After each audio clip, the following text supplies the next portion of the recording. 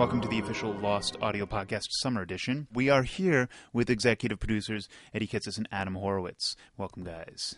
Thank you, Chris. Thanks for having us. Now, this is the first time that we've had you guys on the podcast, but obviously you guys have been on the show since, season 1. Yeah, Adam and I have been on the show since, I think the first episode we came in on was Numbers, was the first time we wrote on the show. What was it? Okay, what was that like coming on specifically at that time? Because that was kind of a seminal episode. Well, it was frightening. We came on the show as fans, so it was kind of like being fans of the Rolling Stones and being asked to join them but play the next day. And so we thought, well, at least the first few weeks they won't ask us to do anything. Damon and Carlton will just be like, you guys sit on the bench and watch how it's done. But like day 2, they came to us and said, hey, can you guys, we need, we're doing this Hurley episode. Can you come up with we want to do like a Locke Claire story. Do you have any idea for like a 3-beat story? And we came up with the idea that maybe Locke is building her a crib, but you don't know what they're, in true Lost fashion, you don't know what they're building till the end. And they said, great, write it. So I went home that night, and I was really upset. My wife at dinner goes, what's wrong? I said, they want us to write this Locke Claire episode. She goes, oh, so Claire comes back? And I had forgotten that airing Claire was on TV. And I was like, well, why don't you worry less about whether or not Claire comes back and more about your husband? But yeah, she was so mad that I ruined it for her that Claire actually came back from being kidnapped. At one point in the podcast, we were talking with Damon and Carlton again about you guys, and they said that you guys paid your dues on the locker room shows. What shows was he referring to? Well, Adam and I did a lot of... to go back even further, I think we were made fun of in locker rooms a lot. But yes, Adam is still being put inside lockers. No, we started out. We did a lot of high school shows before we came to Lost. We did a couple tours of duty on the WB. Right. We worked on a show which was actually a phenomenal experience called Popular for 2 years with Ryan Murphy, who's amazing and created Nip Tuck and the upcoming Glee. ABC will be happy that we're promoting his shows. And then we came on to Felicity. Fox Tuesday nights. No, then we wrote on Felicity, which didn't have lockers as much, but a lot of angst. Right. We did Life as We Know It for ABC. So it was a great show. We did a lot of really cool high school shows, but yes. We did, and you're skipping the most important one we did, which was Black Sash on the WB, which is where we met Carlton. It was a show that lasted a very short time, but it did introduce us to Carlton. It's where we fell in love, and that is how we got to Lost. But yeah, we always said, can we find a hatch where it's a high school and there's just a row of lockers? Because we're really good at writing scenes by lockers. But we actually got to. There were lockers. There was a locker scene when in the Locke flashback, and I remember like Liz Sarnoff was writing the scene, and I ran up to her and I was like, well, you have to put a Geronimo Jackson sticker in his locker. It's like, trust me, let me just decorate the locker. That's all I care about. But the thing about like doing those kind of shows, though, it was like we did so many of them, but the thing that I think helped us for Lost is they really are all really character-centric shows. And it's like Felicity, for example, was a show where you just had Ben, Nolan, Felicity, and and you had to figure out stories that were really purely about character. And that's the thing that Damon and Carlton always push, which is Lost is not about finding hatches, it's a character show. And the very first thing we always ask is, what does a character want? Right. And then you can worry about mythology. And so that, at the end of the day, is what it's about, is the character and emotion. And you guys were writing partners from the very beginning, though. Yes. Since sophomore year of college, when I did his homework. Yeah. Is that how you guys truly met? Well, actually, how we met was we were in a film class, and at which school? University of Wisconsin. Go Badgers! And we were sitting there, and I was, we were doing our Super 8 films, and this was going to be my opus, and I was in this Buñuel phase at the end, so it was very pretentious, and I was sitting there on a Saturday morning, and I ran the film, and it was upside down. So I turned to the kid next to me, and I said, hey, is yours broken? Is your thing broken? And Adam reached over. I just turned the film over, and I had it suddenly upside it was down. all fine.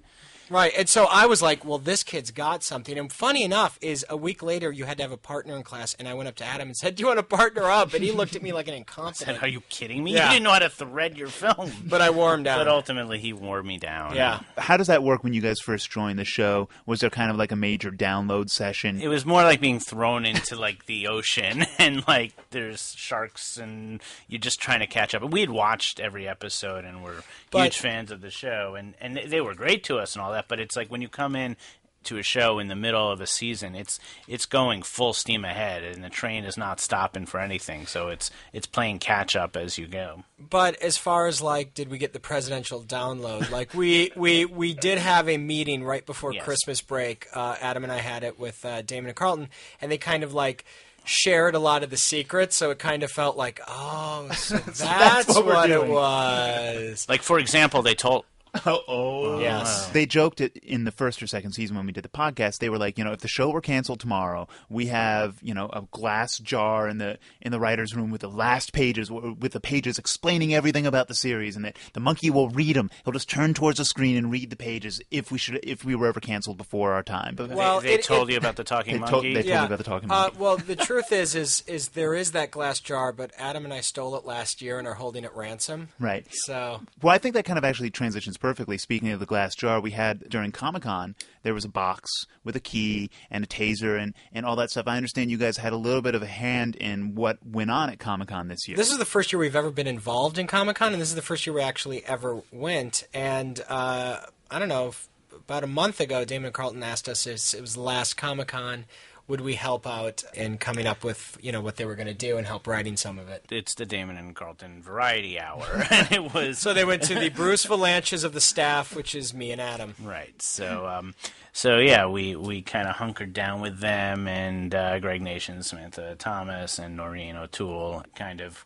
got to work in. And to be fair, they're the ones who do all the hard They did work. the Like, heavy we just lifting. come in and we're like, oh, a bit about Nestor getting makeup, we'll write it. Hurley and we'll write that, and then they're the ones that actually have to go out and find the sound effects, find the Actually- cutting, and call all the people. No, we had the luxury of just Showing trying up. to come up with Yeah. funny bits, and then someone else had to do the heavy lifting of Right. realizing it. But there was a lot of planning. I mean, we really, every day would sit with all of them and literally just planned every line down to it was like the presidential schedule. It was like from 11 to 11:15 is this pod, and we literally, I mean, Damon literally, I was writing 11:15 to 11:30 on the wall. And everything was really scripted. Like, for example, the stuff with Jorge and Michael Emerson was really scripted. Now, those guys then took what we wrote and they went off and kind of did their own spin on They it. made it better, but in defense, we will take the credit. We'll so take anything all we the credit. found funny, they said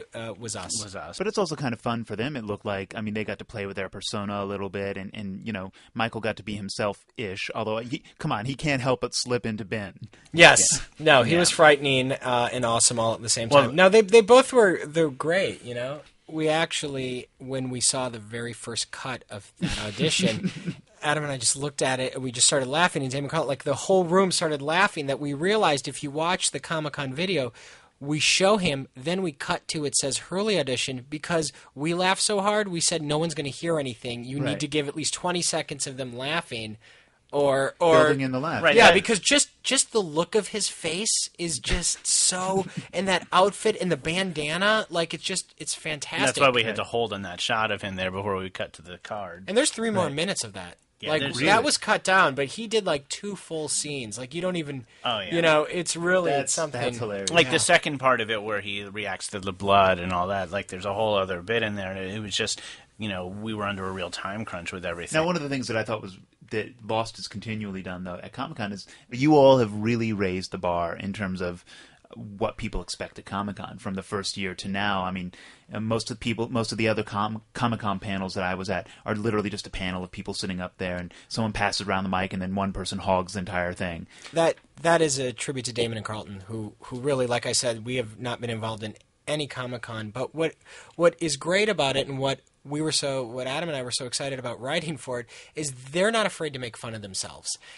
Damon was not afraid to have Josh Holloway pretend he was J.J. Abrams and not know who Damon Lindelof is. And when you can write for guys who are willing to make fun of themselves, then you can have fun. Right. And I think that, and the two things those guys understand is, I really feel like they understand the crowd and they understand our viewers really well.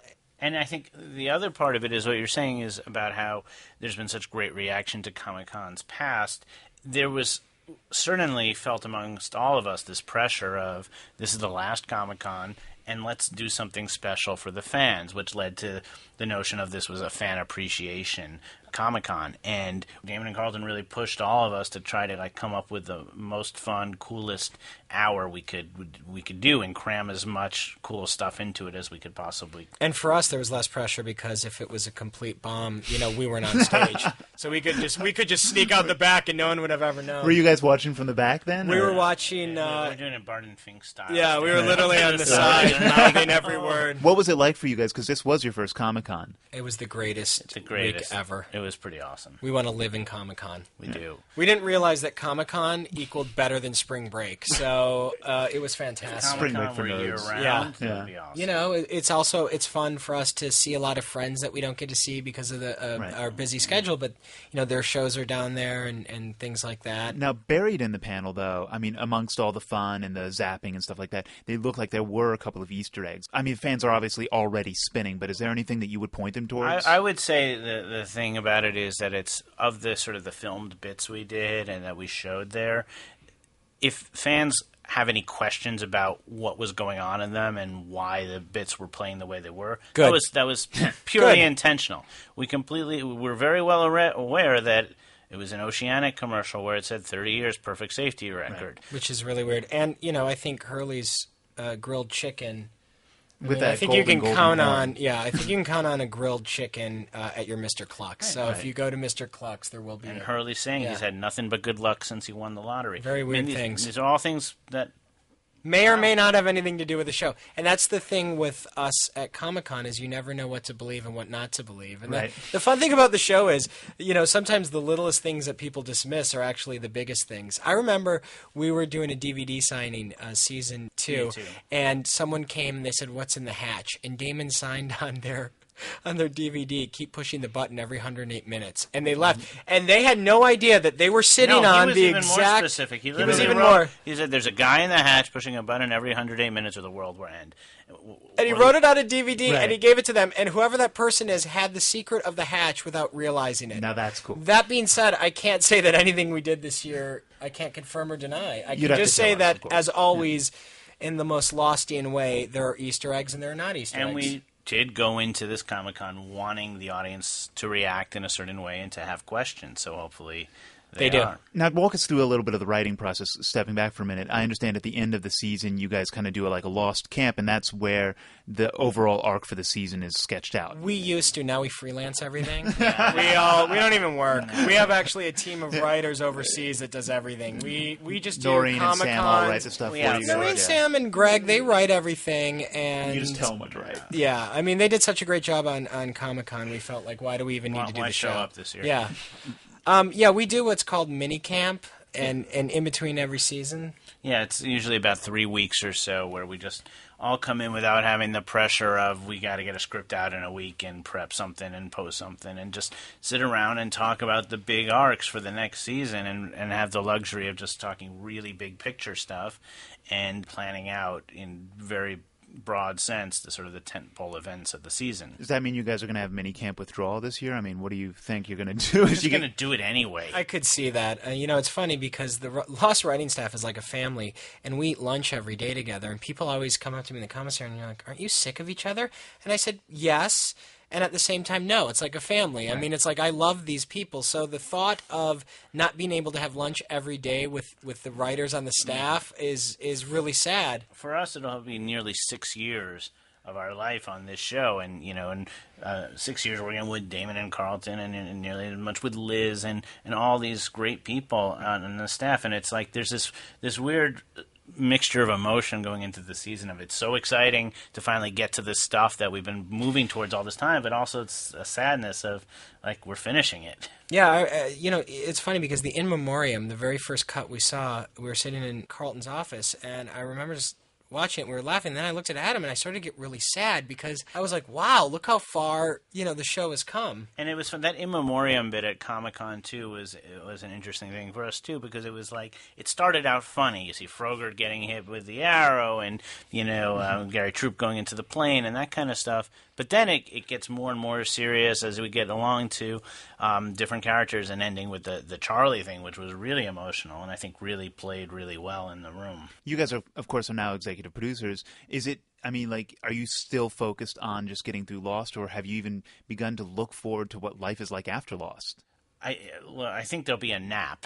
Will be the first thing. I mean, yeah, right. You know, obviously, you look past it and wonder what it'll be. But right now, we're also, I think, in denial that there is a time after Lost because we love it so much. So there is I think there's a huge part of, you know, that the two of us are in denial that it's ending this year. We're doing the spin-off Hurley and the Trons, his Vietnamese servants.